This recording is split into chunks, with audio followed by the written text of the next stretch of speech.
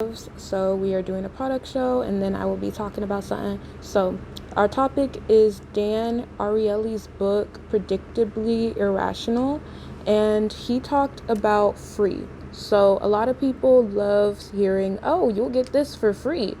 And he says it's because we love having a win. We love having a bonus occur in our life, and we are scared of losing. So when someone says this is free, we'll hop on it, right? And he uses one example from Amazon, and he uses an example from buying like an extra book, and from stores saying, oh, well, we'll add this for free if you do XYZ. For example, free shipping was the Amazon thing. And Amazon was going to give people free shipping because, oh, you spent over $30. And now that encourages people to spend more. And then in France, they did, okay, you'll get free shipping. Actually, you won't get free shipping. You'll get €1 shipping. And nobody hopped on it because it was like, this is just €1. And so Amazon did, okay, France, you'll get free shipping. And everyone in France was like, okay, now I'm going to start doing free shipping, right? Okay, not everybody, but the people who be using Amazon, da-da-do. And my opinion of that is, the allure of free wasn't always human. Like, we say that this is intrinsically human and this is inside of us, and everybody reacts this way to hearing free. And I don't believe it because, as you know, in the book Affluence Without Abundance, way back when in history, when let's say our type of world, our type of society met the hunter-gatherer societies, which are the societies that didn't have a market, they didn't have stores, they didn't have money in the way that we do. We would try to barter and trade with them, and those people did not care. They would look at it and they did not care. And the only way to get them to care was by forcing them into slavery and forcing them to work and start holding things against their heads. Like, when they talk in the book, he talked about when the Bushmen were working for the white farmers, right? Because the farmers came over from Germany, Dutch, whatever, trying to build new lands, all of that, because their own land was getting drained of its own resources. They needed to find somewhere new. We see this a lot happening in our society today, where people are trying to move to these big cities. Like, this is going to be the best world. This is going to be the best trending thing. You're going to make so much money if you go to London. You're going to make so much money if you go to Los Angeles, California, Miami, Florida. That's where everything's popping at. New York City, whatever. So people were rushing, and basically, when the Bushmen people were having a low season, so if there was a drought where there was no food type thing, they would start working on the farms for white people.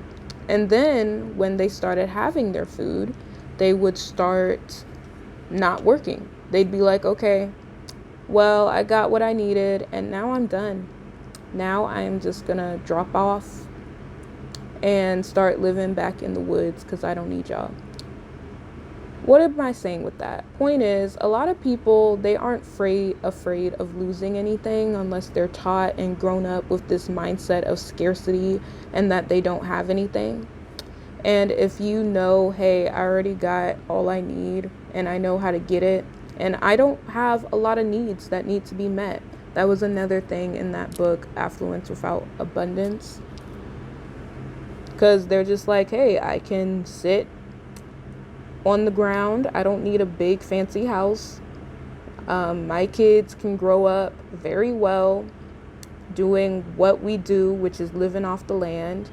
And that's how every single person started off, from like the Europeans, the Japanese, the Asians, the Middle East, which is also Asia, Latinos, whatever type of community people can think of.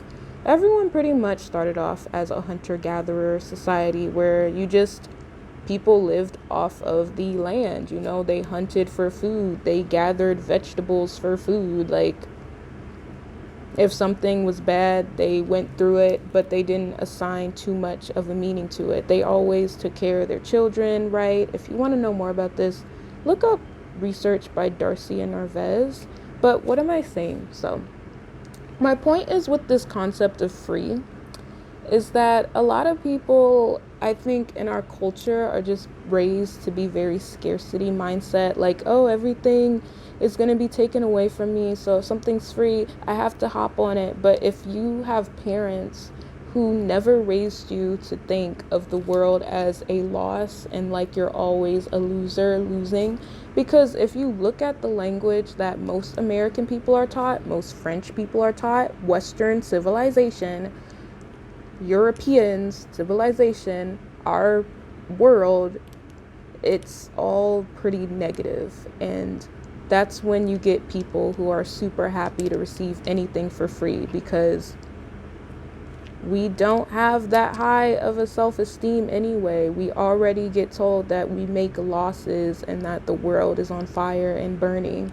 So as soon as we see something free, we're gonna assign it more value. But I don't think that's intrinsically in us as humans to just think, oh, something's free, let me hop on it. I don't think so. I just think it's taught to us through our conditioning and the world we live in. Because our relationship with the world around us is that we have to work very hard just to get anything. Oh, I can't have this, it don't grow on trees. Oh, I can't choose a life for myself because my parents were already teaching me that I can't do shit, I ain't gonna be shit, or whatever. Anyway, everyone just has a struggle story. If you look at American society, if you look at French society, everywhere that's like has this structure of capitalism, and it's bad. And I just think that's why people love free so much, because it's like, why are you guys so afraid of losing, of your losses?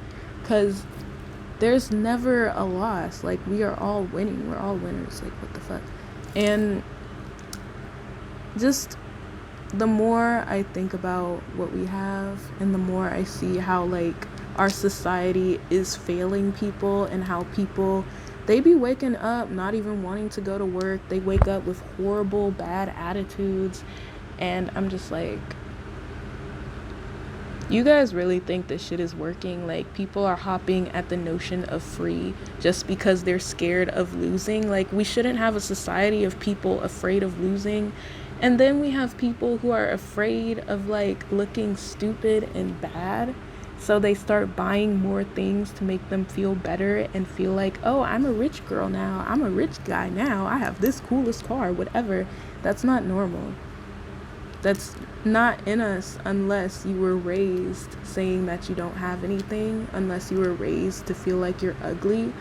And if there are people who were literally raised to be confident in themselves, okay, y'all, like, it's not just crazy to think somebody's happy to be themselves and not really buying things based off of the fear of losing.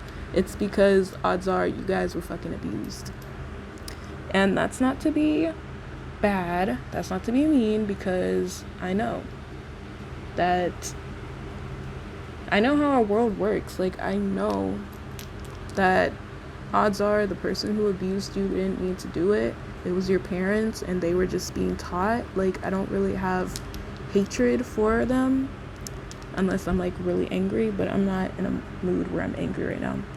So that's all I have to say.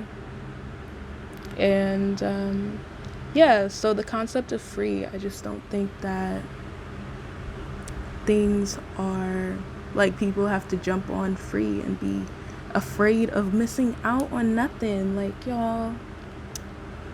So yeah, now when you see the word free, you don't have to like jump on it unless you actually want that free bonus.